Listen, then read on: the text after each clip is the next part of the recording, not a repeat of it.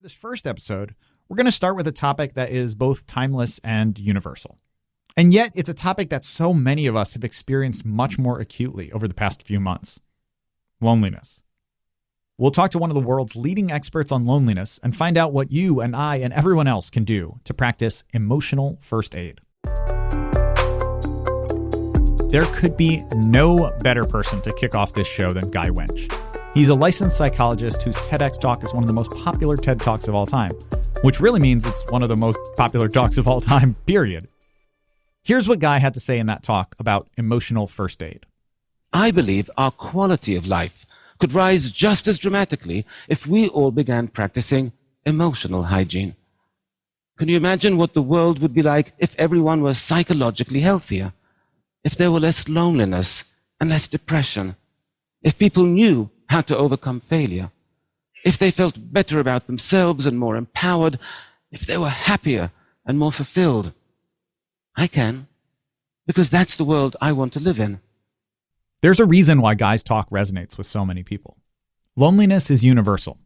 You can feel lonely when you're isolated, of course, but as Guy told me in our interview, sometimes you can feel just as lonely when you're surrounded by people. It's a scary feeling because it so often feels like you're the only one going through it. But you are not alone. Even if it feels that way, you are not alone. And personally, I found what Guy has to say has made a real immediate impact in my own life. And I promise you that we are not just going to say, try meeting people. That's not the advice we're going to give you. So here we go. You're a human, I'm a human, Guy's a human, and we're going to try our best to be better humans together. What is loneliness? So loneliness is defined purely subjectively. It is defined as a subjective feeling that you feel emotionally disconnected from the people around you, that they don't quite get you, that they don't quite see you, that they don't appreciate you fully, or that they take you for granted. And it's that feeling that, people see me, but they don't get me. They don't really understand me. So loneliness is truly subjective. It's different from being alone. There are people whose emotional needs are such that they don't need a lot of people in their life. If they have one person they're really close to, they feel good. They don't feel lonely. And there are people that they can have like 10 friends, but they're not good enough or close enough. So even though they're seeing people and talking to people all the time, they still feel fundamentally alone. So it's truly about the subjective definition. We're recording this at a very unusual time as when it comes to people's relationships and people's mental health. And I wonder, as a psychologist and as someone who's famously studied loneliness, has anything about the pandemic changed the way that you think about what you've said in the past or what you've believed about loneliness in the past? Well, what the pandemic has changed for sure is people's readiness to listen to what I've been saying. So I just think that the pandemic has opened up people's awareness to emotional health and how it can be impacted and how it needs to be a priority in a way that nothing else has before. And one of the big things that you've really advocated for is framing it in this way as emotional health. Why is that so important?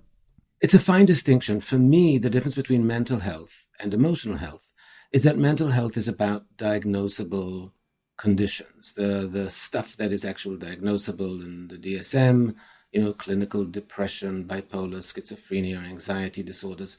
I talk about emotional health because most of the things I talk about are not diagnosable. Loneliness does not carry a diagnosis, neither does the experience of failure or, guilt or rejection or lots of other kinds of things that impact our emotional health and even our physical health. Loneliness certainly impacts our physical health. So they have those impacts, but they are not considered in the mental health category because they're not diagnosable. So for me, emotional health is a much broader category that encompasses any kind of challenges to our emotional health, our productivity, our functioning, our relating, all of it.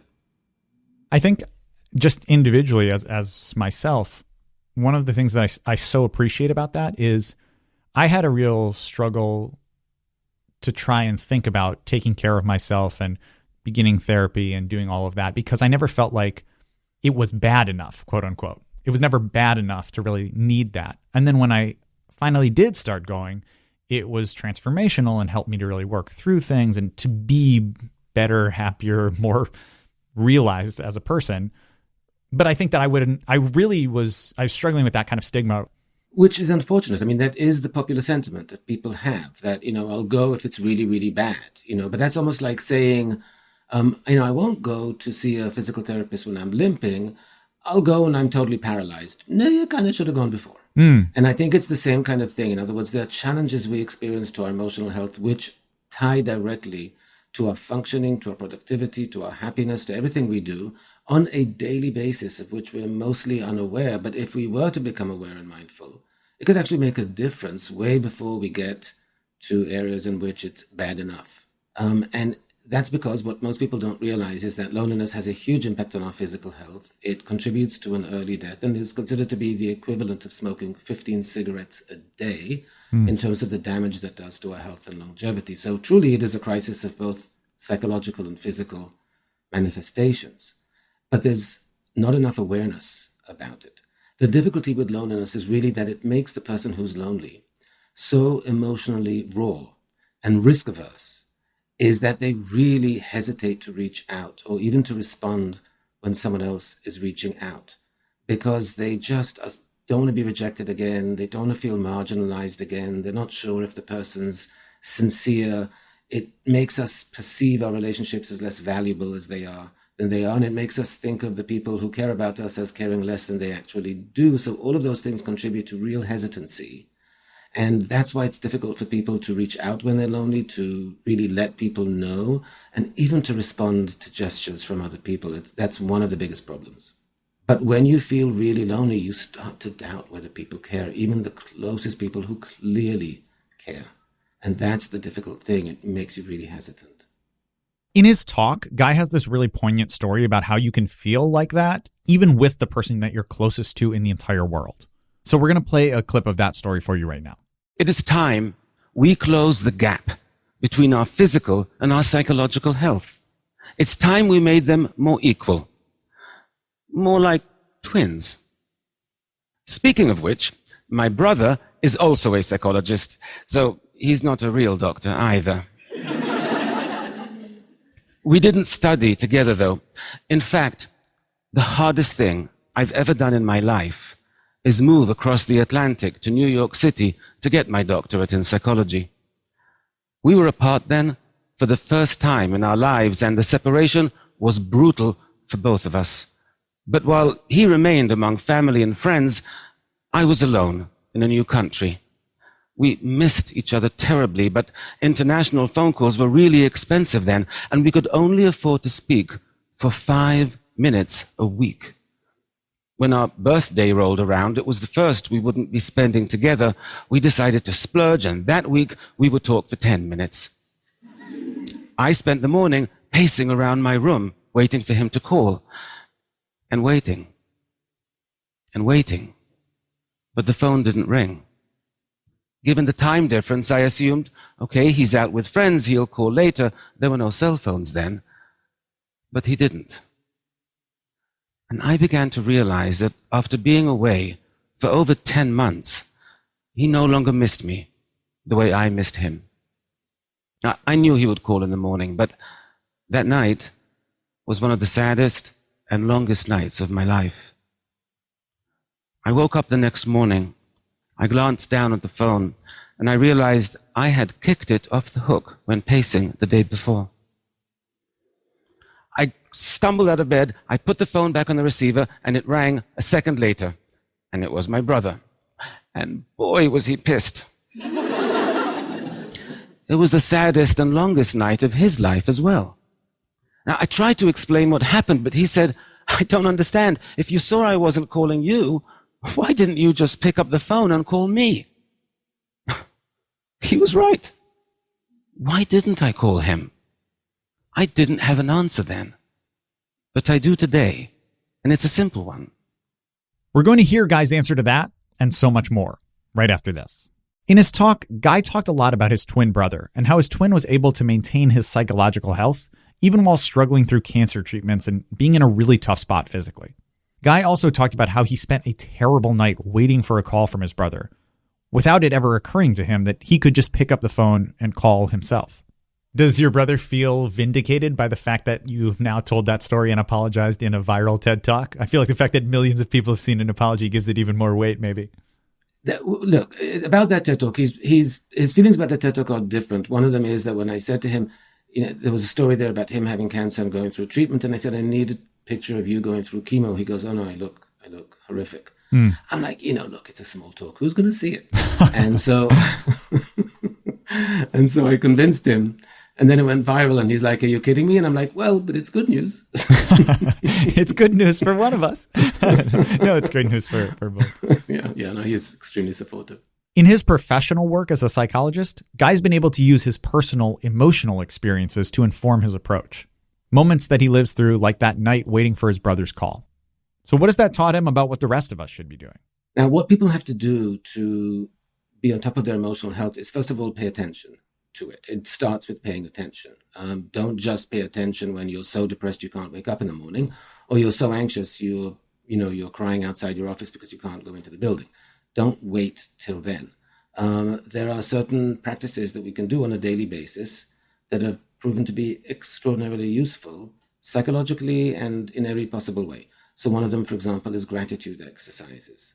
That's something I do on a daily basis. I start the day, you either journal or you think about or you talk about 3 things for which you're really, truly grateful that day. And, as I did this with patients many times, one woman came back and she said, okay, here's my list, the sun. And I'm like, no.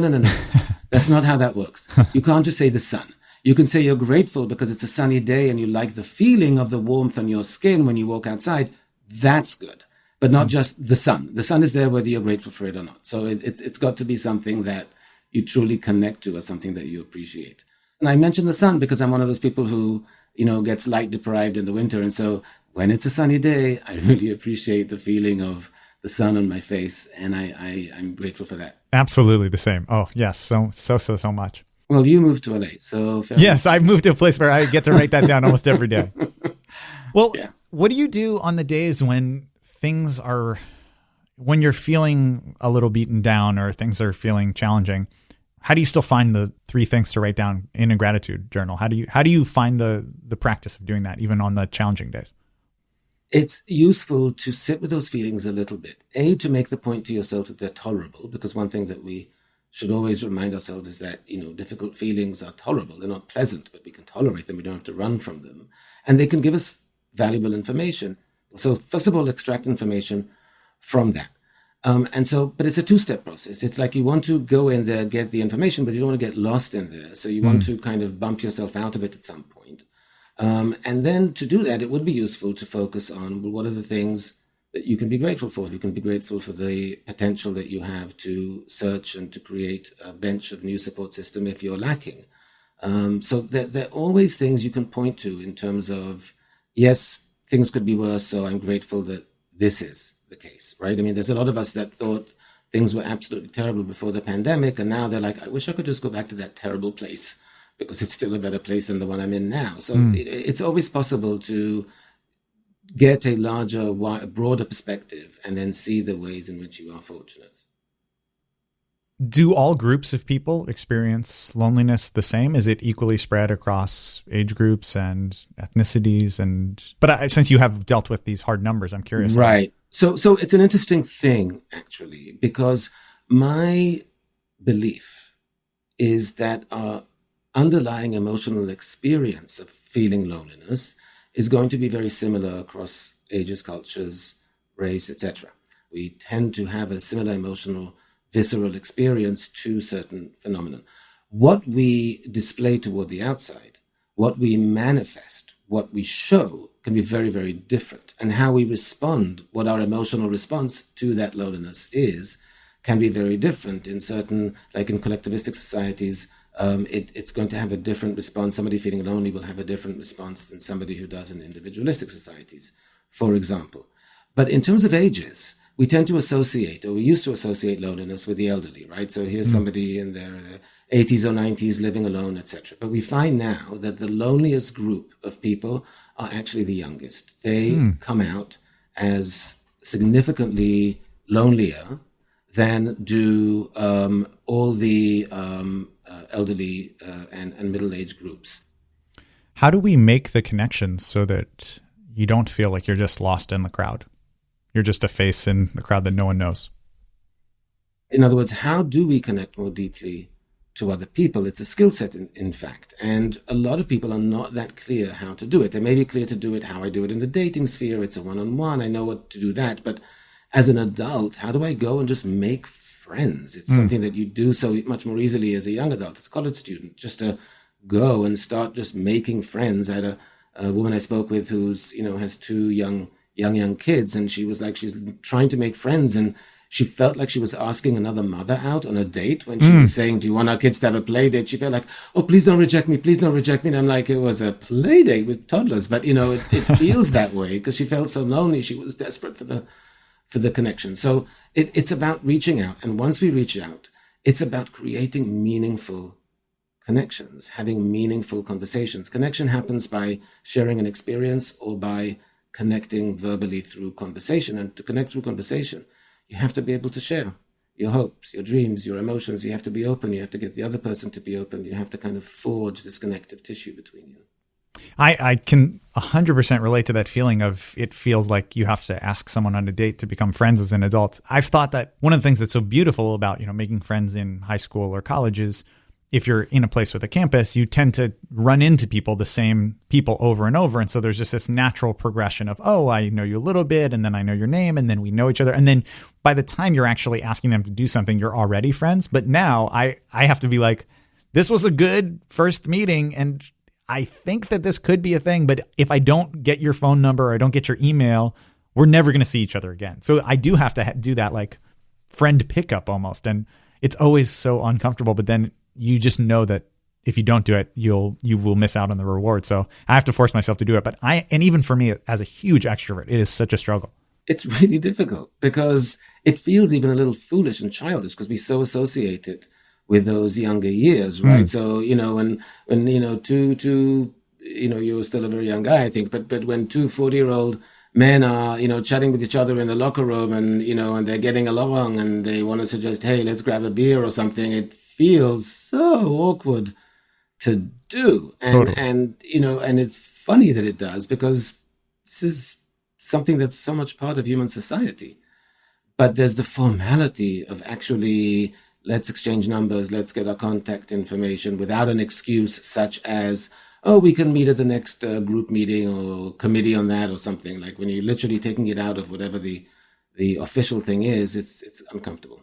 People need to understand is that as adults, the repetition really matters. You can go to the gym, but if you go to the gym at different times and you keep seeing different people, you're not going to meet a lot of people there. But if you go at the same time and keep meeting the same people, if you go to the same 12-step meeting or the same Tai Chi class or whatever it is, and you keep seeing the same faces or the same yoga class, at some point you just go like, oh, hey, because you've seen each other a while. Yeah. And then it's just much easier to start chatting. That repetition, the consistency, being a familiar face is an important aspect of any kind of integration into a new group or even with individual people. You've said previously that multiple public health experts have described loneliness as this public health epidemic even before the current pandemic. And you talked about how the Minister of Loneliness was appointed by Britain in 2018. But many of the solutions that people were working on to address that pandemic, they involve things like walking clubs and art groups, these in-person activities. And now I think a lot of people are struggling because those may cause us greater anxiety or actually put us in risk during the pandemic. So with that in mind, I wonder, how can we rethink solutions around loneliness at this time? But it is obviously a little bit more challenging when you're not meeting people in person, on the one hand. On the other hand, you have more flexibility in terms of being able to meet them virtually. So it's not like you wouldn't set up a Zoom meeting with somebody. You wouldn't have done that a year ago. If you just meet a stranger on the playground, you wouldn't say, oh, we should grab a beer and talk about our kids. You wouldn't, or grab coffee and talk about our kids. You wouldn't say, and let's do it virtually. That would be like, huh? Yeah. But it's actually a little bit easier because we can choose the time better and you actually have more undivided attention that way. You already named a few of these, but I'm wondering, do you have any other great examples of virtual interventions that you think have worked? Interventions in terms of loneliness? Mm-hmm. Or just making connections? Oh, yeah. But the thing is that, you have to pay attention to what the conversation is about. Our tendency is to do small talk and chit chat because it's less stressful, right? Like, hot enough for you, or, what do you think about the election or whatever? I mean, it's a simple thing to throw out. So it's actually a little bit more difficult to get personal. And that's how you get to connect to someone more emotionally. You have to get a little bit personal. And the tip there is several things. First of all, ask open-ended questions, not closed-ended questions. Share something of yourself before you ask. And so then you're giving the modeling of, I've had for me, May was a much harder month than April this year because of blah, blah, blah, blah. What about you? Which was the hardest part of the pandemic for you? Like, so you state something that's a little personal, and then you toss it to the other person in an open-ended kind of way. That's an important thing to do. Active listening is important. So when somebody says something, you can comment or reflect. You can do it verbally or non-verbally. Be like, oh, wow, that sounds so difficult, what you went through, would be an important thing to say, as opposed to like, oh, bummer, which doesn't convey as much, right? So there are ways to communicate and to go a little bit deeper in conversation. If you're reconnecting with somebody you haven't spoken to for a while, reminisce about some of the fun times, reminisce about some of the old times, reminisce about the way it was when you met, however long ago that was. That's always a connective kind of thing. So you actually have to be mindful of looking to create, to forge that connection. Otherwise, you can just get swept away into this casual chit chat or arguing about politics, religion, or what have you. And that just didn't get personal at all, and it didn't feel connected. And obviously it depends on the person, but it is fascinating that the more that we make ourselves vulnerable with people we trust, that you're able to actually connect more, not less. Yeah. Now the thing is, it's scary. It's risky, because when you make yourself vulnerable, you're opening yourself up to get really hurt feelings if the other person rejects, rebuffs, criticizes, doesn't respond in a way that feels supportive, compassionate, understanding, what have you. So it's risky, and that's why people don't like to do it. People don't like to own their vulnerability, especially, even though it's actually quite an empowering thing to do, because by owning it, you take control over it. Like when I speak with people who do stand-up, one of the first things they say is whenever something really crappy happens in their life, their first thought is, where's the material? Oh, absolutely. And it's interesting because there is this part of vulnerability, right? If I take something that happened that I feel really embarrassed or ashamed of, or that was painful, and I tell it to an audience and they laugh, there's that connection, right? Generally that laughter means I understand and I relate to that. Not like, that's weird, I've never even heard of that. So that just makes me feel like, oh, I'm not alone. Other people get this too. Yeah, but audiences are fickle mistresses indeed for stand-ups, because they can laugh their guts out 1 minute and the next line doesn't land and now they hate you. So that's a very unstable relationship. You've been to my shows. I used to do stand-up for a few years. So really? Wow. I'm okay. familiar on the side. Yeah, just like open mic kind of stuff. But I did it long enough and hard enough that I'm highly familiar with how, you think you have them in your pocket, and it turns out, oh no, you don't at all. No. Oh my gosh. I love that you're like, I decided to go for to deal with emotional health and help people with that, because I have now experienced the rawest type of emotional health in the world, which is the green room of a stand-up comedy show. That's amazing. But the first joke I wrote was usually my opening joke. Because I have a bit of an accent in stand-up, the rule is if there's anything different about you whatsoever, you must address it right away. Either the audience sits there and goes, does he know he has an accent? He's telling us where is he from? This is like such a deep masterclass on not just emotional health, but also comedy. That is exactly the best advice, that you have to start with the thing that people will always think about you. One of the things that I talk about that I think is really interesting is that when a lot of people are giving advice about what you should do in a certain situation, right? Go and have the confrontation, go and have the discussion, go and change the habit. It is actually really, really, really, really difficult. You have to put yourself through significant emotional discomfort often to do the healthier thing than the unhealthier thing emotionally. It's much less comfortable. It's very uncomfortable for someone who's lonely to go to put themselves out there and be vulnerable, as we're saying you need to be. It is extremely uncomfortable and it feels risky. And people don't let other people know that it's going to be really difficult. This is going to be uncomfortable. This is going to freak you out at first. This is going to make you feel like, oh my God, what am I doing? Or this is the wrong thing, or I did the wrong thing. And if you don't know that, then you'll stop doing it and think you are doing something wrong. Or if you don't know that it's going to be painful and feel very risky, and you're going to have moments in which you feel, why did I do this? Then you will run away when you experience them, as opposed to, oh yeah, I knew this was coming. Now I'll just take a deep breath and stay. The show's called How to Be a Better Human. So what is one thing that you have seen or heard or read that's made you a better human? Okay, so first of all, I have to say there are probably 1,000 because of what I do. When I read something important or something useful, I immediately will try it out myself. I'll try and incorporate it into my own life, because if it's useful, then why wouldn't I? So there are just so many. Maybe just because it's top of mind, because of a recent conversation I had just an hour ago. I'll follow on your therapy example there. So I just spoke with a patient an hour ago about something which I think is top of mind, just because I just think it's so important, and that is self-compassion. Self-compassion means treating yourself the same way you would treat a friend. And it goes against the idea of self-criticism and having a self-critical, negative self-talk. Because the way we treat ourselves, like when we get rejected or heartbroken, one of our first instinctual responses is to become extremely self-critical. Yes, because I wasn't tall enough, I wasn't rich enough, I was too this or too that, or not enough of this, not enough of that, if only I were different, if only... And it just becomes so self-critical. Whereas if a friend said to you, I'm heartbroken, I just got broken up with, the last thing you would do would be, let's review your shortcomings. Wouldn't that be the right thing to do in the moment?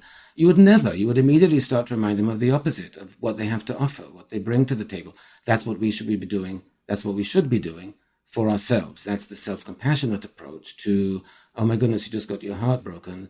Let's remind you why you're a good human being rather than review why you're an inadequate one.